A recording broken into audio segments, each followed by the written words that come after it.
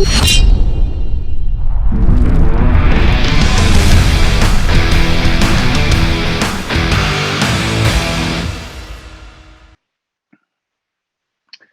hello, everyone. Happy Friday. Welcome to another edition of the Ronin Leadership Podcast. I hope you all have had a wonderful week. As you know, I always try out different T-shirts when I do the podcast. This one is a guy named Bass Reeves. If you don't know who Bass Reeves is, he was a U.S. Marshal in the Old West. They say he was the kind of the person that they replicated the Lone Ranger from, because he used to work with Indians to get bad guys and go undercover. And if you haven't heard about him, even though this has nothing to do with Ronin Leadership Podcast, you should read the book. There's some good documentaries out there on him. So I just thought I'd celebrate Bass Reeves Day on this Friday. First of all, thanks all of you who have subscribed to this channel. We're continuing to grow the channel. We now have over 500 subscribers, which is great. And also, as you know, I have a leadership blog that I do on LinkedIn. And so we've got over 1,600 subscribers to that. And I'll try to pump out another one today. So thank you very much. If you continue to like what you're hearing, please continue to comment so we can make the podcast better. Hit the subscribe button, hit the like button. Tell your friends, your family, tell your enemies, because they probably need to listen to this anyway. And again, shameless plug. If you haven't done so already, I have 2 books out. The Art of Ronin Leadership, which is more of my macro view of leadership and a lot of mistakes I made along the way, but hopefully I've learned from them. And then The Art of Executing Ronin Leadership Strategies, which was due to your feedback saying that you liked the first book, but you actually wanted more of a hands-on, like how to build teams and get budgets and all that good stuff. So Amazon.com, MikeHowardAuthor.com. Done with that. Now let's get on to the main part of the podcast. I'm very excited today because a dear friend, we consider her a part of our family, Samantha Sangray. I met her when she was Samantha Reinertson years ago. Sam, as we affectionately call her, is in my opinion, a brilliant young business person who was my business manager for many, many years, who taught me. I thought I was organized. This is the most organized person I ever met my entire life, and who really helped me to achieve what I needed to achieve as chief security officer by making my life so much easier and really keeping me focused on strategy and taking care of a lot of the stuff that I didn't need to take care of. Sam is a millennial. We've actually talked about this before, but her journey I think is fascinating, and it's great to have you on the show, Sam. And you're also about to give birth to your second child. Yes, I am. So first, thank you so much for having me on the show. I'm excited. I've been watching for a while, and I'm very honored to be a guest star. But yeah, I've got some busy life moments coming up here in, at the time of filming, 3 to 5 weeks. Wow. Okay. Well, we're happy for you. So. Yes, we'll see if this gets published before or after baby boy comes. So, we'll get to the part where you and I first met and started kind of, working together, because that's a whole story in and of itself. But why don't you tell the audience a little bit about your background and how did you end up at Microsoft? Sure. So I went to undergrad at University of Washington, and straight out of a business degree, I was like, I want to be in consulting. I want to help. I want to see how businesses work. And I interviewed with Microsoft in a consultancy job for LMC Consulting. And I remember interviewing with the global security team and really needing kind of a project manager. Mm-hmm. Also, like at that time, just kind of getting some of the communication down as well. And so I ended up working in that role under 3 different managers for about 1.5 years. And that's when I met Mike. I remember the first time I met Mike, I was so starstruck. I could barely even talk. I was just going, Mike Howard, Chief Security Officer. since he was like at the time like my boss's boss's boss's boss. And so Later on, you would just say, that's just Mike. that's just Mike. It took some time though, the starstruck. But yes, and so from there, when Mike really realized his need for kind of a business management position, which is kind of that chief of staff position. I had been doing some of that work for one of his directs, and it was a natural progression for me to interview for the job with Mike when it opened up as a full-time position at Microsoft. And so since then, I've been at Microsoft for about 10 years. Wow.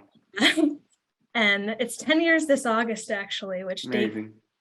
But yeah, that was kind of how I got my start at Microsoft. And since then, I've had a couple different careers at Microsoft, but my first one was with Mike, and that was a great. And what's your current role? What is your current role right now? And then we'll kind of go backwards a little bit. Yeah, sure. So my current role is a senior product marketing manager. I made the shift to marketing about a year ago, after completing my MBA and deciding kind of where I wanted to go in my career journey after that MBA and what I had learned. So been there about a year. I love it. Good. But yeah, happy to explain more why. Awesome. So when you came aboard as my business manager,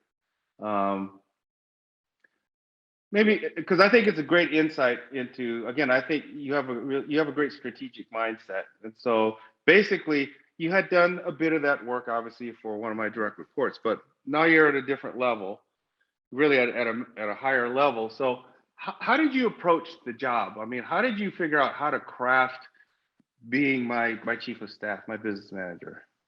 Ooh, let me think back. But no, Yeah. Coming into that role, especially, 2 years out of college, let's say,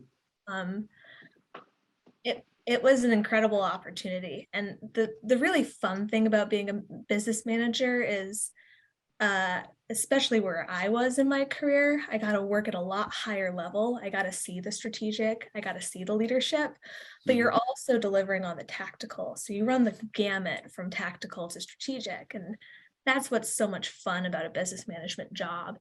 So when I came in, I first wanted to understand, well, what's the rhythm of business? Like, what's our governance model?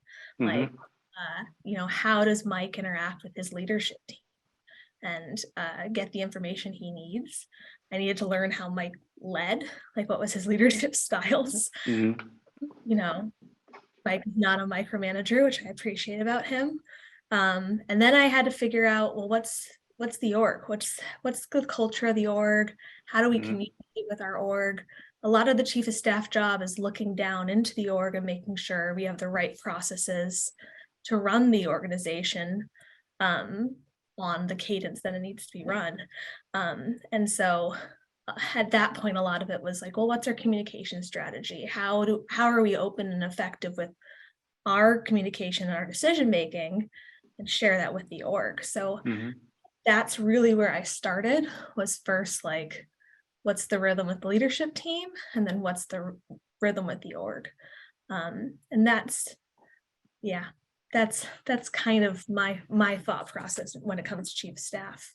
But I also learn a lot too. I was like pretty new in role, and Mike was so helpful for me because he set me up with a lot of great mentors, some that I still talk to this day, especially in those chief of staff roles that I can learn from. I didn't know everything a chief of staff was or was supposed to be. Right.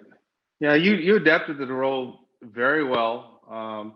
And I think for the audience, as you know, I'm high on productivity and how to be productive. And you were able to get me on a rhythm of business, whether it was the weekly syncs or whatever that we would do, so that I stayed on track strategically. And that's a good lesson for a lot of leaders, that whether you have a SAM or you don't have a SAM, to carve out time to do strategy, right? If you're lucky, like me, I had a SAM, right? And I remember, you remember Laurie Aaron, right? Yeah, of course. Right. So I think I saw her this last summer. For those of you who don't know, Lori Aaron is um, another heavy hitter of VP in the security world. And we were at a conference, security conference. I think it was Las Vegas, and I remember I was speaking at her on her panel or something like that, and I introduced you. And I remember to this day, she said, "You have a Sam? I need a Sam." I remember that too. It was a great compliment every time someone said I needed a Sam, to be honest. It happened a couple times. It did. Which I appreciate too. But yeah, if, at the end of the day, your job is to set the vision as the leader. Your job is to do the strategic, and you shouldn't get too far into the weeds with the tactical. That's why you have a chief of staff, to make sure that Right. things are getting done at that level, and also pushing your priorities. So So that's how I knew my job impact, right? Like if I was making right. growth easier, I was doing a good job. Yeah. Exactly. Exactly. But now, so from a challenges standpoint, there's two things that come to mind. Your age at the time, did that ever pose a challenge either within our org or at a macro level, other parts of the org that you'd have to deal with as my chief of staff? That's kind of number one. Oh yeah, that definitely did. And it was age and experience too, Hmm. because there's people that have been there for 10, 20 years. Um, and we would email and it would be, and then they'd meet me for the first time and be like, "You're really young." Like, well, yeah, I can't Yeah. change. Yeah. So I'm starting to age out of that sentiment, which has been You uh, still look young. thank you. I appreciate it. But no, I remember at the time, like, it's already hard to influence without authority, Hmm. um, which is what chief of staff role can be, or a business management role can be.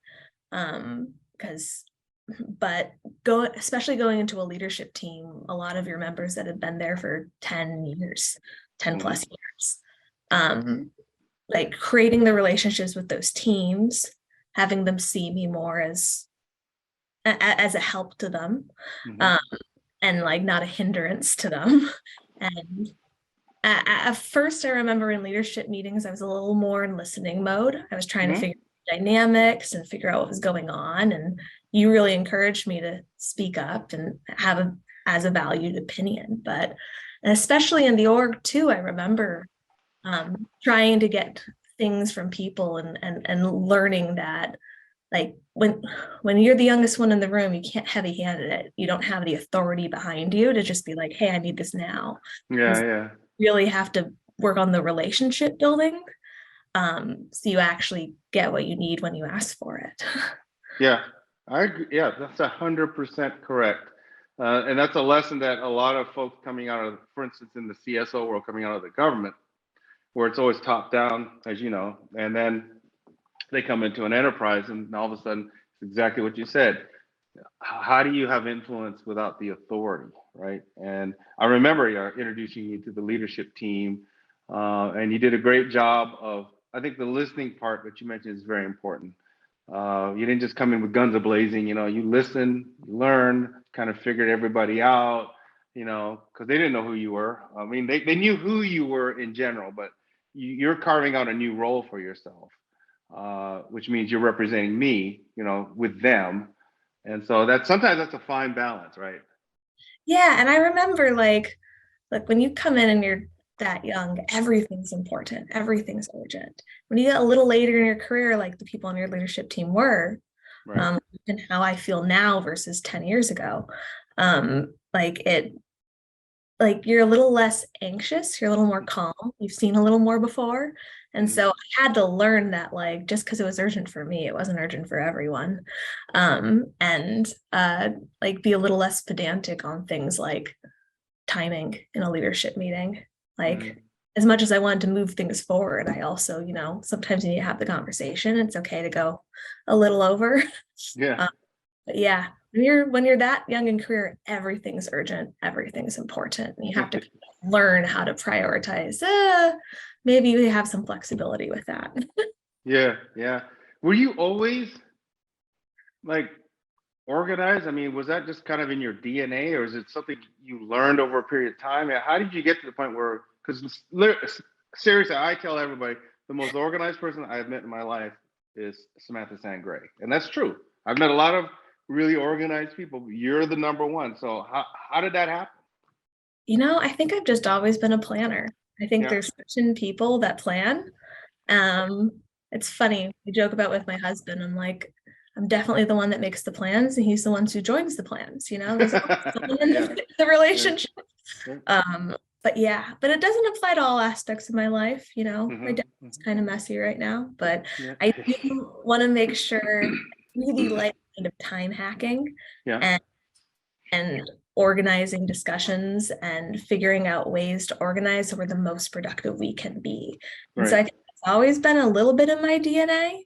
Hmm. Um, and the rest has just been learned. But I don't know if I'm the most organized person I've ever met. I'll put that out there. I think I've Okay. learned from others too, Yeah. organize and how to be even more productive. So I still try to, I think of myself as a learner too. Yeah. Yeah. Yeah. It's lifelong learning, right?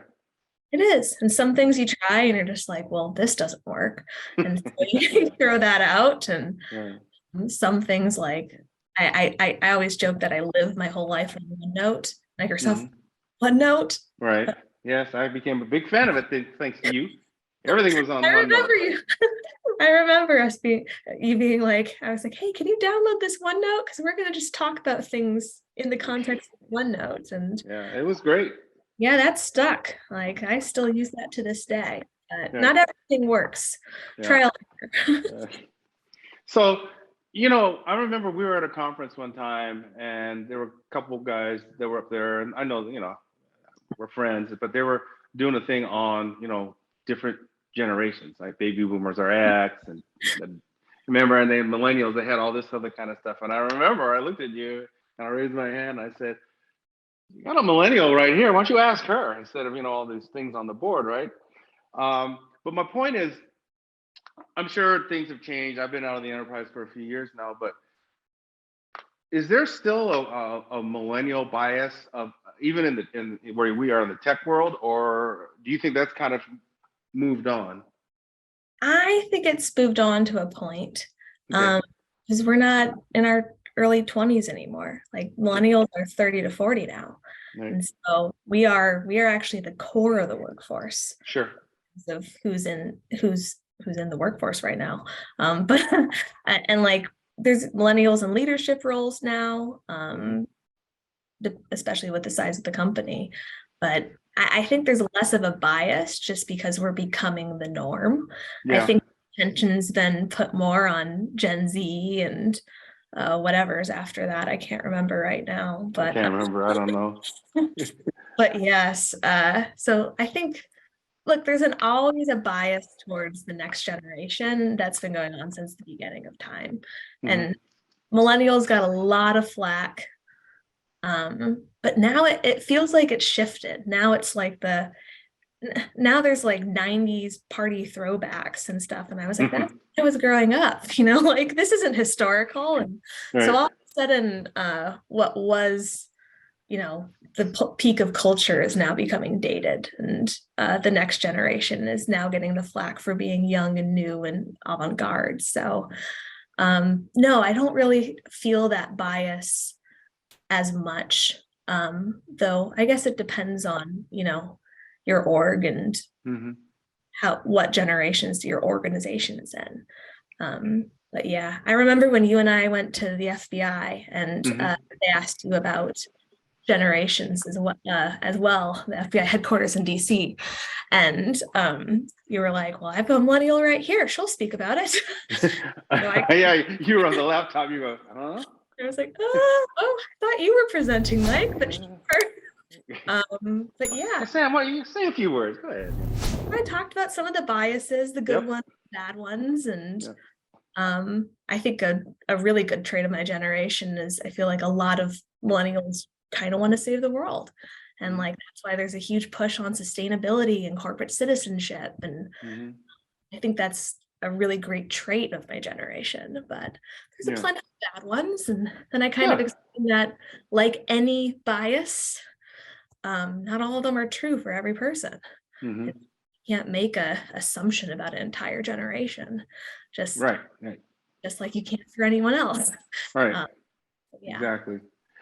When and you just touched on something. So obviously, and we'll peel back some more about leadership, but Yeah. a great leadership trait is obviously being able to speak in public.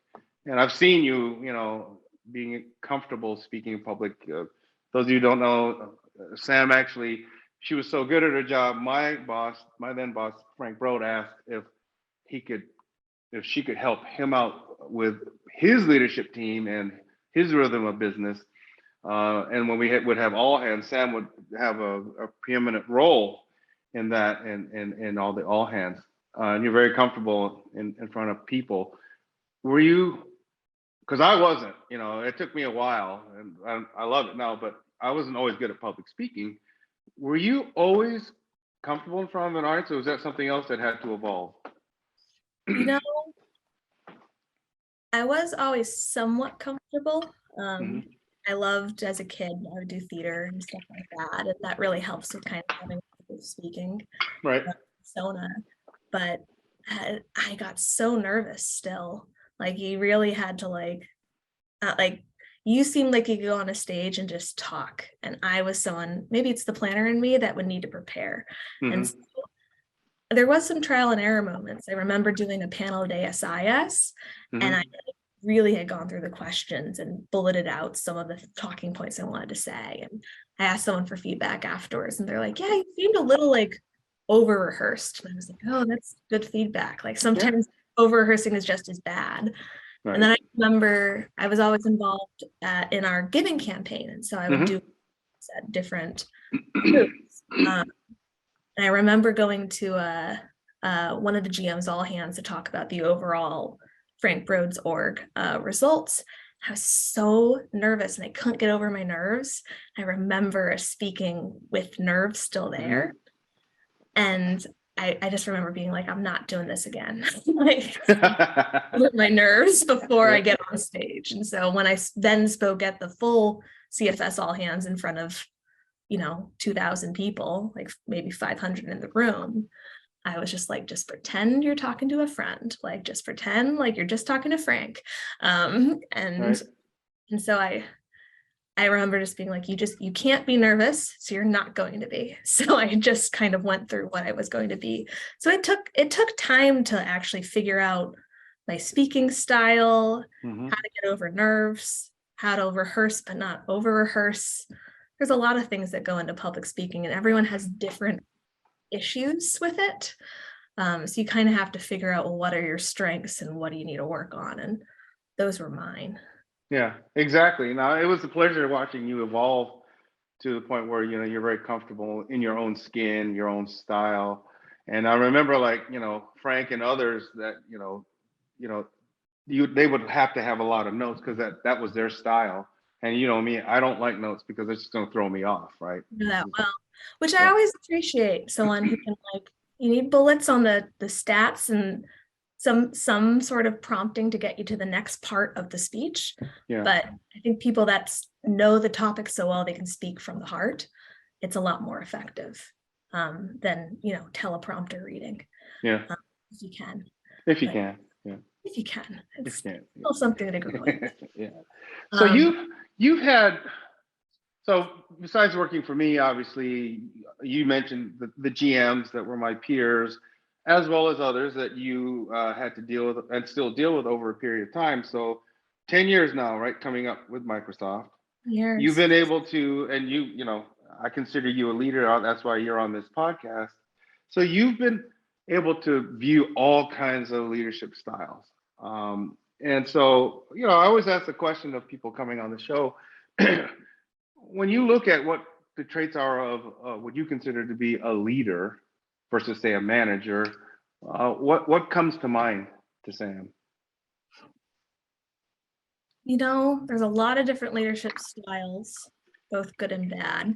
Hmm. Um, But when I think of leader, I should think of vision. I think of someone who drives with purpose.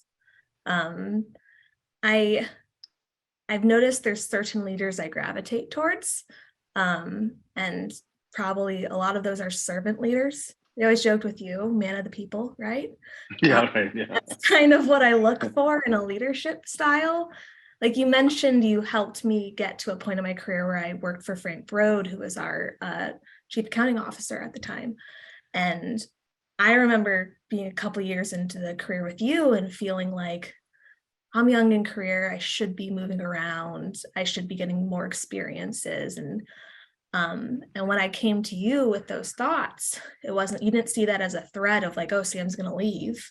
Like you saw that as in your servant leadership style, you were like, I want to make sure Sam feels fulfilled in her work, and I want to invest in my people. And so you found an opportunity for me to grow and learn. And so like that's part of the leadership styles that attract me. Um, I think that any kind of authoritative top down Hmm. for me quite as well. Yeah. Yeah. Right. Part of that is just because I really appreciate openness and transparency. And maybe it's just having a twin sister growing up where everything was very equity, quality was key. Right. But like I really I want to feel like there's openness in the process and the decision making. And Hmm. so that's also what I care about with leaders as well. But it's probably what I look for and what I don't look for. Yeah. Yeah. No, I think that's great. Because as you're forming your own leadership style, you're ostensibly gleaning best practices from other leaders that you come across or work for, or And I or was have. lucky in my role to like get exposed to so many leadership styles at a GM at a CVP level at Microsoft early in my career. So I could see, and we're also lucky because Microsoft had some really great leaders, like we worked with some like certifiable geniuses. So it Yeah. was Right. to see Yeah. um, what leadership meant to them and how people drove their team and whether it was just transactional or visionary or there's a lot of different styles that you could see. Right. So now along the way in your journey, right, you have a full plate of supporting me, the team, Frank, the org, and then you get into your head, I'm gonna go for my MBA, right? Um, what was the driver for that, and how was that experience like for you, working full time and driving forward to get your MBA? You know, in my mind, I loved what I did. I loved the org I was in. Um, but I still felt like I didn't have a full breadth of what our business is at Microsoft, Hmm. and just business in general. And I've always, continuous learning has always been important to me. It's a good trait of most people who work at Microsoft too. So I Hmm. always known I wanted to go back to get a higher level education if I could, and then bring that back to my job. So it had been kind of floating around in my mind for a while. It was just when do I Hmm. trigger? Especially with you, we did so many, well, we went on so many fantastic trips to different Microsoft sites and to public-private events and whatnot. That I was like, well, if I'm gonna go back, I want to make sure that I'm actually there for it. Like I can't be traveling every month either. Right. And when you actually, so I knew I wanted to go, I wasn't sure the timing. And when you retired from Microsoft, that was a big moment. That was a big catalyst in my life, at least. We went through a huge reorg. I had started to apply to the MBA even before that. Hmm. And then, but knowing that I may defer it, knowing that maybe this wasn't the right year. Yeah. And so then when everything ended, I was like, I don't want my career to happen to me. I don't want to just be reorged into a position. I really want to have a direction that I'm driving to and know where I want to go next. And I figured that MBA would kind of help me learn the breadth of the business and help me with my next step. So as part of me taking active change, but honestly, change is really uncomfortable. I know it's necessary for growth, but like that was like a very tumultuous being like, well, what do I actually want? Right. But yeah, no, it was great for me, and in terms of just learning business as a whole, each piece of it, and then being able to dive into the parts I was really interested in and using that to shape my next step. Nice. And you found that the curriculum itself, parts of it, if not all of it, were definitely applicable to helping you in achieving the goals that you're trying to achieve at Microsoft and business? Well, the first year, and I'll give it a plug because I did the Foster Evening MBA program, which I Right. love. So I was still working at Microsoft in the day, and I went to my MBA classes in the evening and weekends, honestly. Uh, the first year I was just like, what am I doing? Because you're doing core curriculum, and all of a sudden I'm taking like accounting 101, not 101, it's like 501, but like Right. still you're taking intro to accounting. And I was like bringing my homework to Frank Broad and being like, can you help me on like debit minutes? And I was just like, what does this have to do with what I know I don't want to be an accountant, but like, and so that part was a little frustrating. I was just like, am I going back to my undergrad years where I'm learning about like finance 101 and accounting 101 and statistics and then we started getting into the more managerial classes, and I got into that more core marketing classes, and I got really interested in that because I had always thought of marketing as more being on the comms side. That's what I had been exposed to. And not as actually some of the business, really the key business drivers within the organization. The people actually tracking the metrics, the people actually proposing what programs, what products, working with engineering, kind of being the glue. And that's part of what I learned at business school. And so the later I got into the MBA, the more applicable the courses, the more interesting they were. And then by the third year, you get to do all electives. So at that point, that's when I really was able to choose my own adventure and what I wanted to learn, as opposed to here's the broad business background first. Got it. But it did show me where I didn't want to go, which was helpful. That's good. Yeah, right. You don't take the wrong path, right? Yeah. And then the other thing, well, speaking of a tumultuous time, so new job in a reorg. Started the MBA. I was about a year and a half in the MBA when the COVID pandemic hit. And so that was also a massive change. And so personally, it was pretty awful. Professionally, I was put on the COVID task force for Microsoft in terms of shutting down all of our sites, working to make sure we had the policies in place for our employees, and then eventually reopening all of our sites and kind of moving us into that hybrid workplace world. And so that was like such an amazing professional experience because I got to work cross-org with HR and CELA and public health. And so I'd always liked working on cross-organizational teams. But that was probably the largest scope I had ever been able to do. And the other fun thing is all of the leadership was women.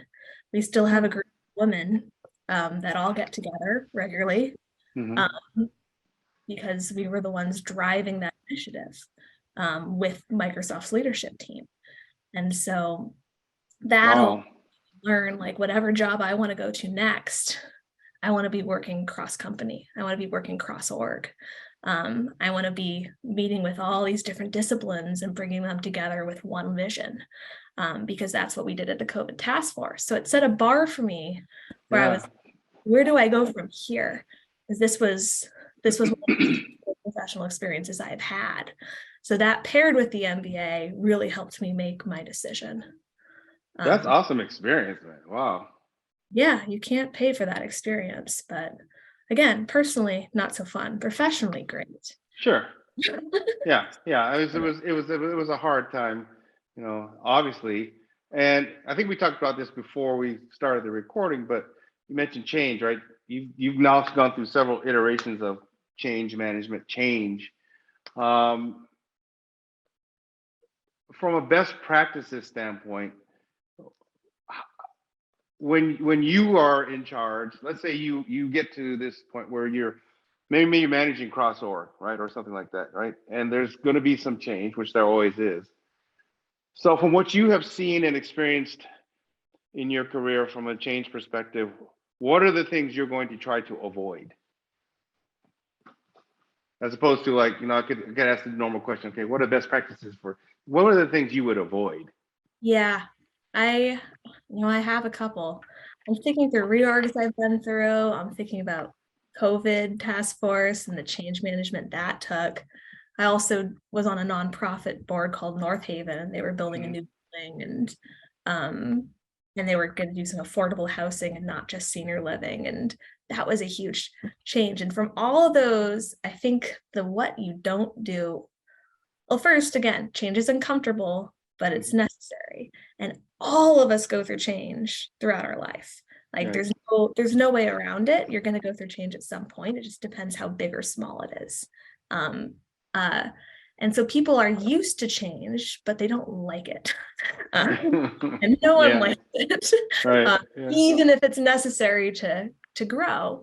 And so I think the biggest thing is you can't shove change down people's throats. You Mm-hmm. can't say, we're going to change now and be done with it. Right. Like, first, you really have to you've got to communicate in multiple ways, multiple times in multiple ways. So people actually hear the change. You got to give people forums for feedback. Like, you can't just shove it down their throats. You have to make sure that they understand the thought process that went into it, the decision making that went into it. And then hear, like, well, what are the problems they have with it? Like, and actually be able to address those problems head on. And maybe that Mm-hmm. means change your change management strategy. But you can't just say, this is the way it is, and you got to give a little, here's why, and then what can we do for you to make it easier, and give multiple venues in which to do that. So yeah, got to understand that it's hard, but you also have to remind people, like, you've lived through change before, Right. promise you, and you will live through change again. You'll get through it, right? You'll Exactly. get through it. Yeah. Maybe better for it, Well, even if yeah. you think you are now. Well, yeah. I mean, if it's easy, then there's no challenge, and no challenge means that you don't. There's no chance to grow, right? It may be Right. uncomfortable, but but that's life. Like you said earlier, very nice, very wisely. That's life. Um, It's part of it. speaking of life, right? So you have a full plate. Mm-hmm. You had a full plate before when we were together, working together, before you had your first child, right? And Yeah. now you've got a full plate. So it begs the question of, I kind of actually hate that term now, but the work-life balance, or whatever you want to call it now, right? Yeah. How do How you do have it you, all? yeah, how do you slice it? How do you have it all? How do you slice that in your life? I'm glad you asked the work-life balance question. Look, they say work-life balance, work-life flexibility. You have to have trade-offs. So Hmm. the one thing I forgot to mention during the busiest part of my time, when I was busiest moment of my life, I was working at Microsoft. I was getting an MBA. And then I got pregnant for the first time. So 2020 was a big year in terms Right. of trade-offs, in terms of work-life balance. And I had been, a career professional for so many years at that point. I couldn't even imagine just turning it off and then focusing on being a mom. And it happened because it had to happen. Hmm. And all of a sudden you realize the trains will run without you. Microsoft won't collapse because you've left, Hmm. even for a short amount of time. Um, and Yeah, which was, but global security would have had you left. I appreciate that, I do. Like, part of you feels like, there's no way this can run without me. And I promise you it can. That being said, like, and then you come back and you have your impact, don't worry. Mhm. But the point I'm trying to make here is you have to have trade-offs. Like, especially now that I work, I have a 2-year-old, Mhm. No. and I'm also pregnant. It's like we got into a better rhythm, like our own personal rhythm. My daughter loves daycare and she goes, but like I also don't want to keep her in there from 6 a.m. to 6 p.m. So Sure. like, I usually do breakfast with her, Good. husband drops her off. I then pick her up a little early. If I got to jump back on, I try to do so after her bedtime, Mhm. just so I can spend that pick up to dinner time with her. And so it's one of those things where we've kind of found a balance that works for us.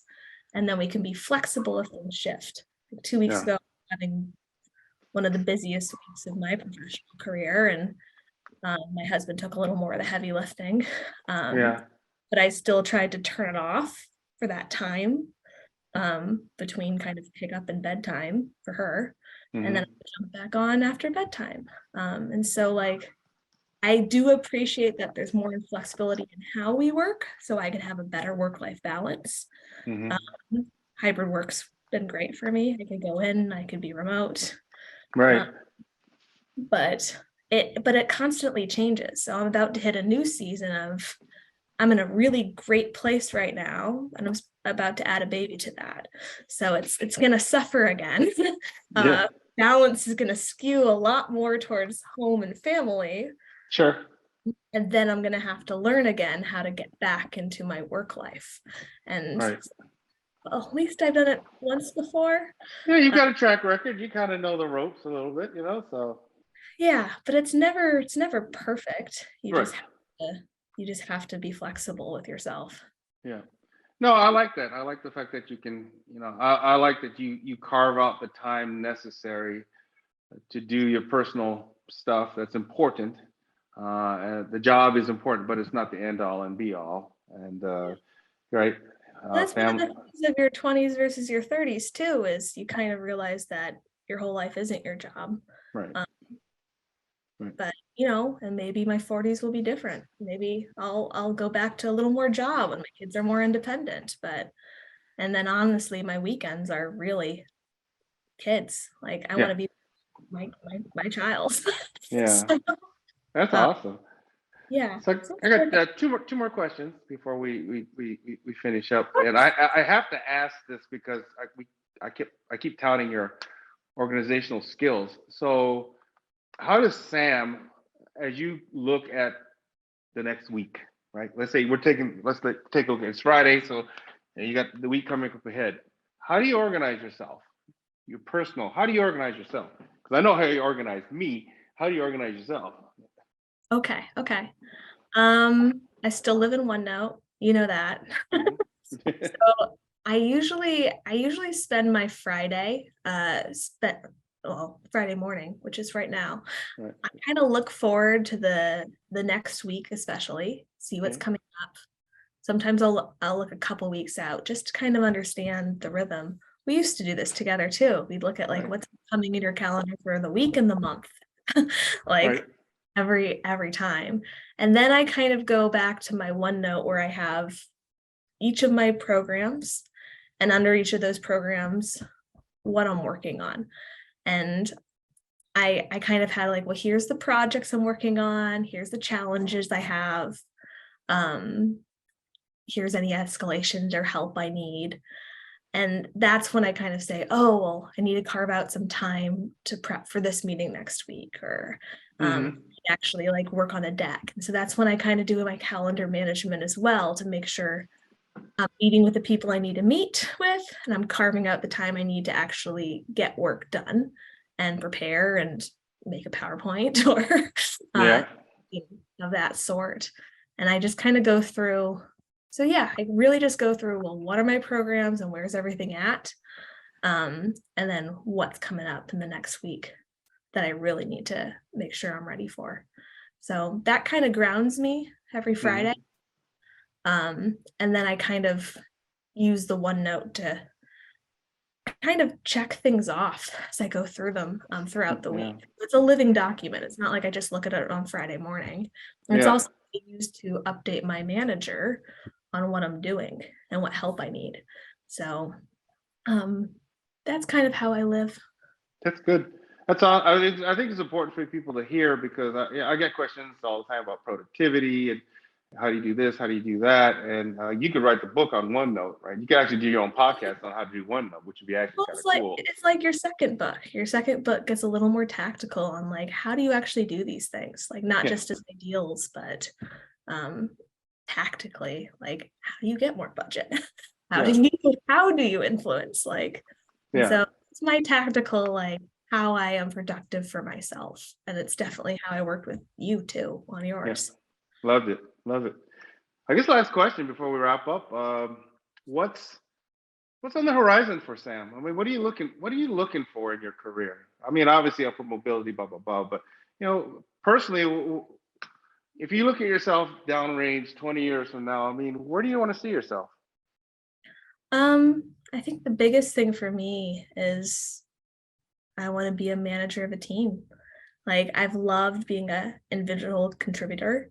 I feel like I've learned so much in terms of working with people and I'm very relationship oriented Hmm.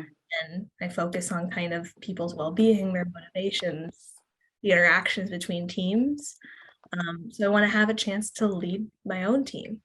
So that's I think hopefully not 20 years down the line, but like hopefully more I'm like sure it'll happen fairly quickly. Yeah. that's my that's kind of my big next step um as I kind of grow and develop. And it's funny, like if you had asked me when I was 22, I probably would say I want to be CEO. Nice. Now I have like a little more, I know what I'm good at Hmm. to a point, and I know what I like doing.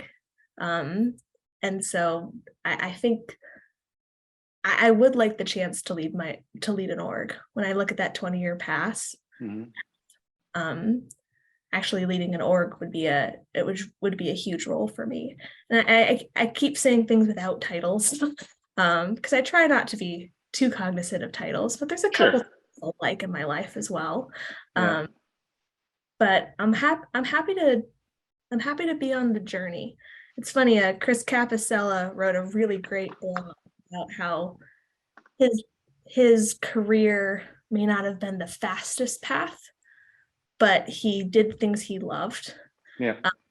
And had got great experiences, and now he's our CMO, our chief marketing officer. So I've had a couple opportunities to take a faster path, jump from different company to different company, and time has always kind of shown me that I might be on a slower but steady path, but I'm on a good path, and I've liked what I've been able to do and accomplish in my time at Microsoft. So Nice. that's my thoughts. Beautiful. Thank you. No, I think that's great. Actually, I'm glad you're talking about enjoying the journey because, there are times now in my career, well, now I'm retired, but people that I worked with, whether it was the agency, let's say primarily the agency, they'll say, hey, Mike, you remember this, this, and this? And I remember this person, I kind of didn't. And then they kind of remind me, and I remember, oh, yeah, I kind of remember that.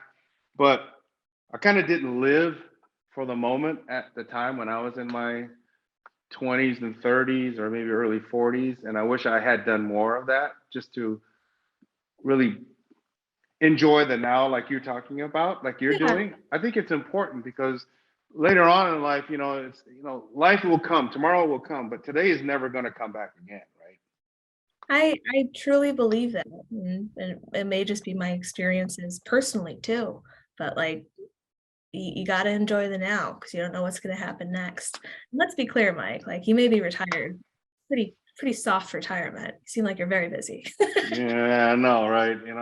The plan didn't quite work out the way I thought it was going to. So This is just career 3 or like 10, like I depending guess so. on break it up.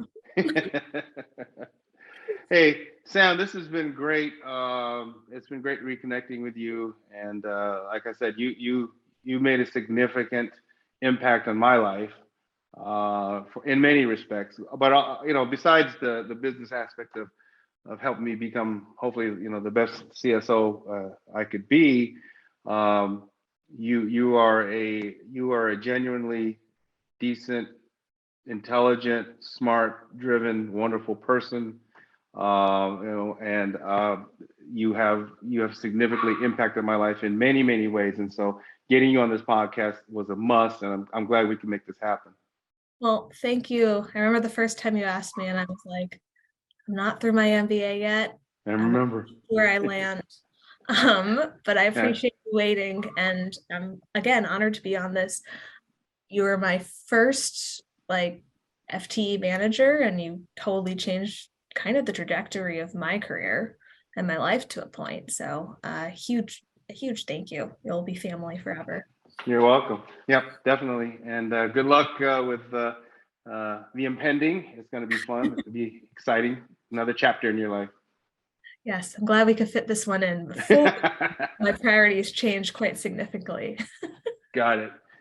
All right. Well, that's the edition of the Rona Leadership Podcast for this week.